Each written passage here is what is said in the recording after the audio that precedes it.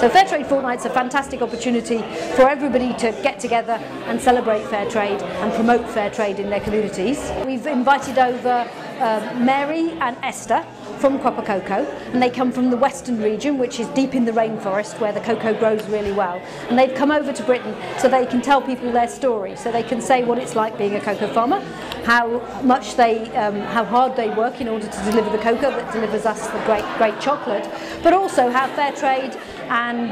working with Divine has made a difference in their communities, and how they've now got to organise themselves, and they have a say in how the money is spent, and they have a say in how cocoa is bought and sold in Ghana. One of the main things that Divine can do is actually be an inspiration and a sense that actually anything's possible. So if we can make Divine work in the most competitive chocolate market in the world, there's nothing you can't do. I think the future of business is social, so I think that if people are going to set up businesses, they should set up social enterprises, because that's the way we're going to make the planet flourish, and we're going to make people be happy. What we want people to do is we want them to buy more chocolate, we want them to come to our fantastic pop-up shop in Monmouth Street in Covent Garden, and we want other social enterprises to buy fair trade, and we buy from social enterprises too. And so if social enterprises purchased goods and services from each other, then actually we'd all be much more successful businesses, so that'd be fantastic.